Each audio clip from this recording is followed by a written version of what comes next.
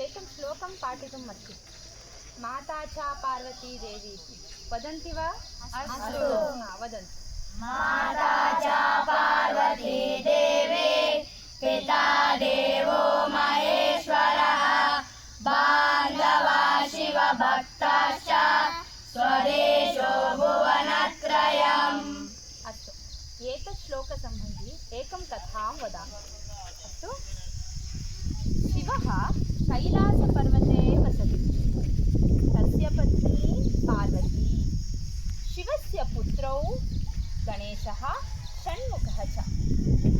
एकदा नारदः कैलासपर्वतम् आगच्छति। शिवः कुत्र वसति? कैलासपर्वते।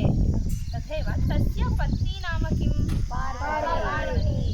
शिवस्य पुत्रौ कौ? गणेश षण्मुखः। तथैव एकदा नारदः कैलासपर्वतम् आगच्छति। शिवाय एकम् अपूर्वं फलं ददाति। शिवः चिन्तयति, मम द्वौ पुत्रौ, परन्तु एकमेव फलम् अस्ति। कैलासपर्वते कः आगच्छति? नारदः आगच्छति। शिवस्य किं ददाति? शिवस्य प्रति नारदः किं ददाति? अपूर्वफलं ददाति। शिवः चिन्तयति तदा, मम द्वौ पुत्रौ, परन्तु एकमेव फलम् अस्ति। किं करोमि इति सः चिन्तयति। पुत्रौ आह्वयति। शिवः द्वौ पुत्रौ आह्वयति। आह्वयित्वा अधुना एका स्पर्धा भवति। यः अस्य लोकस्य प्रदक्षिणम् आदौ समापयन्ति तस्मै एकम् अपूर्वं फलं ददामि इति। कः आह्वयति? शिवः पुत्रौ आह्वयति खलु। पुत्रौ कः आह्वयति? शिवः आह्वयति।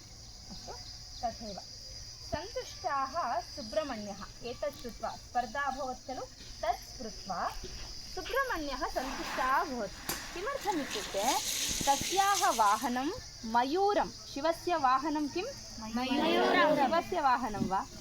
षण्मुखस्य वाहनं। षण्मुखस्य वाहनं किं? मयूरः। लोकस्य प्रदक्षिणार्थं सः गच्छति। कः? षण्मुखः गच्छति। किन्तु गणेशः स्थूलः बालः। गणेशः कथम् अस्ति? स्थूलः बालः। तस्य वाहनं मूषकः। मूषकः कथम् अस्ति? लघु वा बहु स्थूलः अस्ति वा? लघु बालः अस्ति। मूषकः मन्दं चलति। मूषकः कथं चलति? मन्दं चलति। गणेशः क्षणं चिन्तयति, जनकं पृच्छति च। जनका लोकात् श्रेष्ठतः कः? शिवः वदति, माता पिता च इति। तदा सन्तुष्टः गणेशः मातापितं प्रदक्षिणम् एव लोकप्रदक्षिणम् इति भावयति। प्रदक्षिणम् अपि करोति। शिवः चतुरया गणेशया एव फलं ददाति। शिवः कं फलं ददाति? अपूर्वफलं कां ददाति? गणेशं वा षण्मुखं वा? गणेशम्। एतदर्थमेव माता च पार्वती देवी, पिता देवो महेश्वरः, बान्धवा शिवभक्ताश्च स्वदेशो भुवनत्रयम् इति। अस्तु, अवगतं वा?